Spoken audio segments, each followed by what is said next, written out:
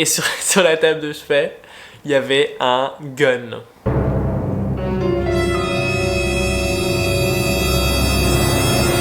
I did not sign up for something. No.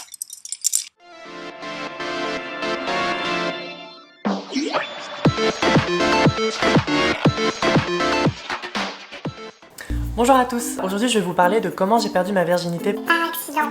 Alors déjà oui, on est toujours en confinement et je me fais chier en tabarnak. Donc j'ai décidé de filmer une deuxième vidéo, parce que pourquoi pas. Donc c'est parti, on va commencer. Donc tout a commencé il y a genre 3 ans, j'avais 19 ans et j'allais à New York car ma tante vit à New York. Donc j'arrive là-bas et comme à chaque fois que je vais à New York, je télécharge Tinder. Je reste avec des mecs. Et je demande à tous les gars d'être mon guide pour la journée. Parce que j'ai toujours besoin de quelqu'un à New York parce que j'ai pas le sens de l'orientation et je me perds tout le temps. Donc je match avec un mec ce jour-là, c'était le soir. On match, je commence à parler, je lui demande s'il veut me faire visiter demain, il me dit d'accord. Je me dis ok, trop cool. Et je prends son numéro, mais je l'enregistre pas, son numéro juste on se parle par téléphone.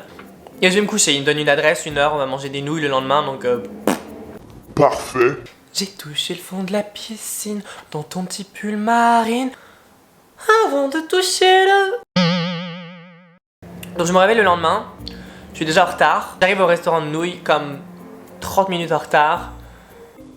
Je suis en train de courir, mais bon, comme d'habitude, je faisais ça aussi à Paris. Hein. Donc j'arrive devant le restaurant de nouilles, hyper en retard. Et là, premier red flag, oui, il va y avoir une multitude de red flags Ou de drapeau rouge. pendant ma vidéo. Donc on va compter avec moi combien de fois j'aurais dû partir, mais je suis pas parti parce que je suis Stupide. Alors déjà j'arrive devant le restaurant de nouilles et là je vois que c'est noté B. Pour ceux qui savent pas, à New York il y a les inspections d'hygiène que tous les restaurants sont obligés d'avoir. Donc ça va être des notes A, B, C, D, F comme à l'école quoi. À New York ça sera souvent A, B ou C. A c'est bien, B c'est un peu sketch et C c'est genre qui doit fermer. Donc là déjà c'était B. Donc j'étais comme... Sorry. Donc ça veut dire que c'était un peu sketch, c'était pas incroyable niveau hygiène à l'intérieur. Mais j'étais comme, ok, le mec vit ici, il vient de Brooklyn, il doit connaître mieux que moi. S'il veut que j'aille là, c'est que je lui fais confiance. Je lui fais confiance. Donc je rentre, on commence à parler, on se tape des barres et tout. Et puis là, je me rends compte que j'ai complètement oublié son prénom. J'essaie de regarder sur mon portable, mais j'avais pas enregistré son numéro. Donc je me dis que je suis dans la merde. Donc j'essaie de trouver des magouilles pour essayer de trouver son prénom et lui demander Pourquoi t'as ce prénom et tout. enfin n'importe quoi. Lui il m'a trop cramé et puis il m'a fait oh like you just forgot my name right. Et j'étais comme... Puis après il m'a dit son nom et il était genre vraiment pissed et j'étais comme fuck. Donc il est un peu vénère et... Mais j'arrive à rattraper parce que je suis un peu drôle, je fais le petit comique et puis je fais genre ah je suis trop bête et tout. Donc j'arrive à bien rattraper. Donc après on se tape des barres, au moment de payer, il veut absolument payer. Et quand je dis non je veux payer absolument, il commence à s'énerver. Et en gros il commence à me dire Tu veux pas que je paye ta part parce que tu penses que je suis pauvre? parce que auparavant il m'avait dit qu'il était rappeur sur SoundCloud. Period. Donc en gros il a pas beaucoup d'argent parce que c'est Un chômeur. genre il fait du rap sur SoundCloud. Mais bon je juge pas. Et non de toute façon je voulais payer parce que de toute façon si tu payes pas c'est que si l'autre t'invite c'est souvent qu'il pense qu'il va y avoir quelque chose après. Je voulais pas qu'il y ait ça quoi. Je voulais pas que... Tu veux que ce soit une surprise pour lui. Enfin bref. Donc il paye. Il me parle de ses tatouages. Le mec a plein de tatouages mais il en a genre... Là il a 2 larmes. Il en a une remplie et une pas remplie. J'avais aucune idée de ce que ça voulait dire d'avoir des larmes en fait de tatouer ici. Donc si j'avais su je me serais pas entraîné dans tout ce merdier. Donc il me demande si je vais aller dans Brooklyn pour un peu visiter son quartier et tout. Et je me dis ah bah trop bien parce que j'ai jamais à Brooklyn parce que ma tante vit dans le Queens et je suis tout le temps à Manhattan. Et pour ceux qui savent pas, quand t'es dans le Queens pour aller à Brooklyn, faut faire genre tout le tour par Manhattan donc c'est genre... Hyper chiant. Donc j'ai dit ah bah trop bien ok on peut y aller. Deuxième red flag, mais je sais pas trop si c'est un red flag parce que je fais ça aussi en France. Mais le mec passe par dessus le métro.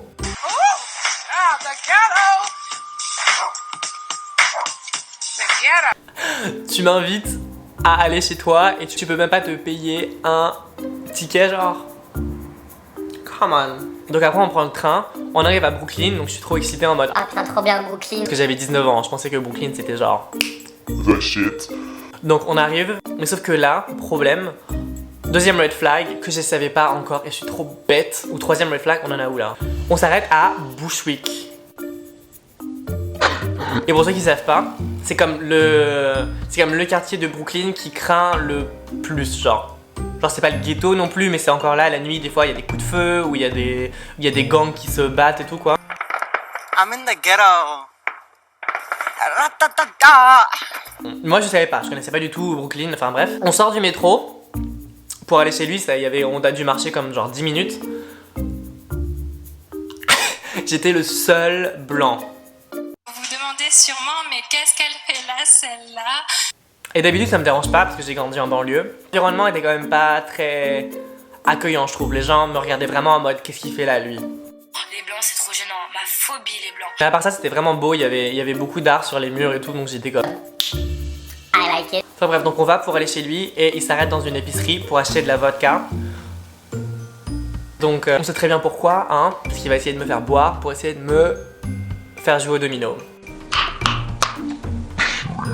Donc il en achète, je dis comme bon d'accord on s'en fout genre. J'aurais dû un peu paniquer, mais j'ai rien dit parce que je voulais trop. Parce que quand je suis en date ou avec quelqu'un, surtout les Américains ont énormément confiance en eux. Et les Français ont beaucoup moins confiance en eux, genre on nous apprend pas à prendre la parole ou à... Enfin bref, c'est pas la même culture. Et donc je voulais trop faire le mec qui avait confiance en moi, donc j'étais comme ouais, whatever et tout. Donc j'ai tout laissé glisser quoi, tous les red flags, j'étais comme pas grave et tout. Il me dit ouais, est-ce que tu veux qu'on aille chez moi? Donc j'ai genre... Ouais, bon, d'accord, je vais bien visiter ton appart. Visiter ton appart, anyways. Donc on arrive chez lui et là... Le plus gros red flag de la planète, vous êtes pas prêts. Donc il était en train de refermer à clé. Après lui, donc déjà... referme à clé la porte, après lui je suis comme ok le quartier doit pas être très safe. Et donc après on monte l'escalier, je me mets devant lui et il y a un angle et en fait quand tu tournes l'angle ça tombe, t'es directement dans le salon et il y avait un canapé. Et là je monte les marches et j'arrive dans le salon et sur le canapé il y a deux mecs énormes de genre 2 mètres avec les pantalons genre qui sont descendus jusqu'aux genoux genre Ouais, j'étais en mode streetwear, vraiment. La meuf comme ça, en fait, de la rue à fond. complètement défoncée avec au milieu une fille Défoncé. avec genre, elle était en jupe mais elle avait les jambes écartées donc on voyait tout genre, enfin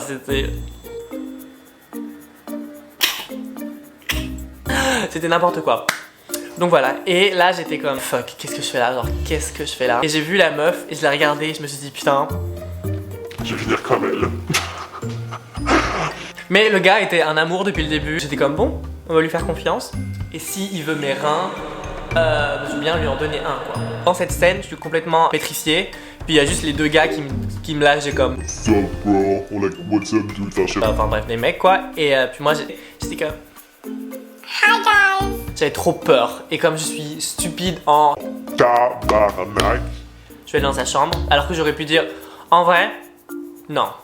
En vrai, je serais parti, j'aurais dit ah non je dois partir et tout. Peut-être qu'il se serait énervé et peut-être qu'il m'aurait tué. Donc, j'ai fait le bon choix de rester. Donc le mec m'accoste dans son pauvre survêt Lacoste. Donc il me dit ouais viens on va dans ma chambre.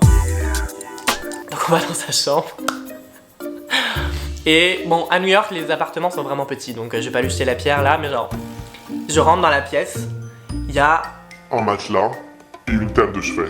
Et il me dit bah vas-y assieds-toi sur le matelas. En même temps, tu veux que je m'assoie ou d'autres, quoi. Donc je m'assois et c'est pas je tourne ma tête, il y avait la table de chevet à gauche, je tourne ma tête à gauche et sur la table de chevet il y avait un gun.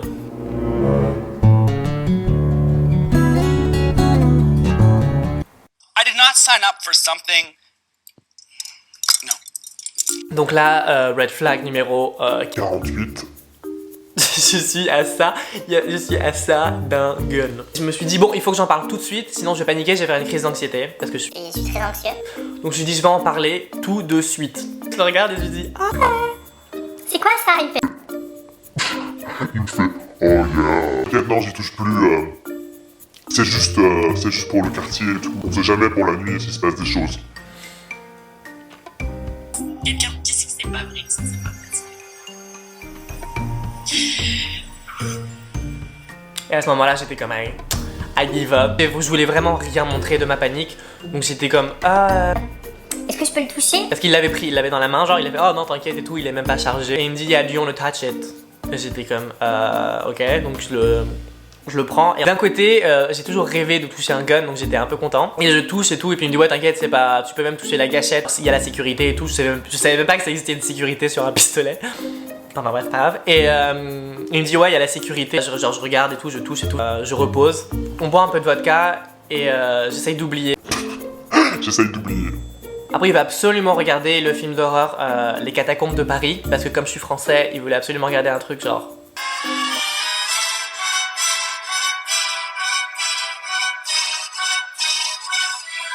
Enfin bref, fétichisation 101. Donc après on a regardé ça, après on a commencé à se pécho, on a joué au domino et après, plutôt ce qui s'est passé, je pense qu'on a fait une sieste. Et après il est allé aux toilettes, moi je me souviens j'étais sous la couette et je regarde le gun encore et je me dis merde, il vient de me dire qu'il avait déjà utilisé le gun avant et qu'il s'en servait que genre quand il y avait des problèmes dehors. Wait a minute. Donc je me suis dit merde, j'ai touché le gun et imagine, il devient une arme de crime. Alors là j'ai commencé à pleurer déjà parce que j'étais comme merde et je savais pas quoi faire et j'ai failli appeler ma mère. Après 30 secondes de pleurs, j'étais assez content, j'étais assez réactif. Je me suis dit merde bah il faut que j'essuie mes empreintes et je me suis dit bah faut que je trouve quelque chose et je pouvais pas être dans la cuisine parce qu'il y avait les gens complètement étalés sur le fauteuil et j'ai vu qu'il y avait la vodka. J'ai pris la vodka, j'ai tout renversé sur le pistolet et avec la couette j'étais en train de genre frotter partout, j'avais touché même la gâchette. J'ai entendu revenir, enfin tirer la chasse des toilettes genre et j'ai reposé la vodka et j'ai lancé le pistolet genre sur la table de chevet sauf qu'il est tombé derrière et puis il est revenu et j'étais comme Ah désolé, j'ai voulu boire de la vodka et j'en ai un peu renversé sur la couette donc c'est mouillé là, fais attention. Je suis un acteur. Un acteur. Et donc bref, donc il voit rien, lui il est bête comme ses pieds. Bref il retourne au lit et puis là il se tourne, il fait putain merde il est où mon gun et tout, t'en as fait quoi? Tu rigoles, j'ai pas fouillé dans tes affaires, faut te calmer là, hein. T'es folle ou quoi, ma pauvre fille? Et il commence à devenir ultra agressif. Et il dit genre ouais putain tu l'as mis où et tout et j'étais comme Well, it doesn't have to... That's a good question, I don't know. je lui dis ah je sais pas, pendant qu'on joue au domino on a dû donner un coup de pied dans la table de chevet ou je sais pas quoi, il a dû tomber derrière. Puis après j'étais en crise d'anxiété. Je me suis dit bon écoute je pense qu'il faut que j'y aille, ma tante elle va s'inquiéter. Donc à ce moment là je décalise d'ici. Je prends mes affaires et je fais ouais désolé et tout. Il me dit est-ce que tu veux que je te raccompagne au métro, c'est compliqué. Non c'est bon ouais je sais retracer mes pas. Je suis en pleine crise d'anxiété, je marche, je tourne au coin de la rue, je m'arrête, je suis comme... Mais en même temps j'étais un peu rassurée parce que je me dis Non c'est bon mec, t'as essuyé de trop bien récupérer la situation, t'as trop bien géré. en vrai je sais même pas si l'alcool ça essuie les traces d'empreintes. Mais la police est jamais venue me chercher en 3 ans donc I think I'm good. Je marche pour aller au métro et j'arrive au métro là où on était sorti et je rentre. Mauvaise nouvelle, c'était juste une sortie de métro et on peut pas rentrer par là, on peut juste sortir. Donc je fais les 4 coins de l'intersection pour voir si on peut rentrer par là. Et on peut rentrer nulle part genre. Donc je suis un peu perdu. Donc moi qui étais déjà en crise d'anxiété, alors là je pars en crise de Tachycardie. Mon cœur je le sens même plus. Et mon portable est sur le point de s'éteindre. J'ai dû faire la seule chose que je pouvais faire. J'ai retracé mes pas et je suis retourné chez le gars. Donc je toque, vraiment la boule au ventre quoi, parce que j'avais trop peur déjà que ce soit un des 2 autres gars qui ouvre. Et j'avais peur que peut-être lui ouvre et qu'il soit vénère parce que peut-être qu'il a vu que son gun sentait La vodka. Déjà c'est lui qui ouvre, il a pas l'air énervé, je pense qu'il est en train de faire une sieste ou je sais pas quoi parce qu'il était en durag trop chou. Bref je lui ai dit genre ouais j'arrive pas à retrouver le métro genre parce que j'arrive et c'est juste une sortie. Il me fait ouais faut aller 2 rues plus loin pour l'entrée en fait. Genre ouais, qui a fait le métro, genre qui? Donc bref, et puis je lui dis ouais est-ce que tu peux m'emmener parce que je suis trop perdu. Donc trop sympa, il me fait grave la discussion. Moi je réponds genre une fois sur 2 parce que je suis en pleine crise d'anxiété donc je peux trop pas parler. Je répondais vraiment par politesse, je me forçais. Donc il m'accompagne jusqu'au métro, trop sympa, il me fait un câlin, parfait. Il est en mode ouais tu me textes quand t'arrives. He wants to marry me. J'arrive chez moi, ma tante et mon oncle me demandent où j'étais. Ils leur disent ouais j'étais chez un pote à Bushwick, ils étaient comme... Bushwick. J'étais comme ouais, enfin à Brooklyn quoi. Et puis il était comme non Bushwick, c'est Bushwick quoi. Donc j'étais comme I don't know, I'm new, I'm just tourist, you know. Donc voilà, donc après être rentré dans... 10, 20 red flags. J'ai toujours continué. En résumé, je suis assez fière de cette expérience parce que maintenant je peux la partager sur les réseaux sociaux. Mais sur le coup, c'était quand même assez flippant et j'ai quand même mis comme 1 semaine à m'en remettre. J'étais ultra fatiguée après parce que quand tu fais une crise d'anxiété, après t'es épuisé. Donc prenez soin de vous quoi. Konnichiwa, watashi wa Maxime desu, tatashimasu kawaii. Donc voilà, merci beaucoup d'avoir regardé. On se retrouve sûrement pour une nouvelle vidéo si le confinement s'arrête pas. Mais si le confinement s'arrête,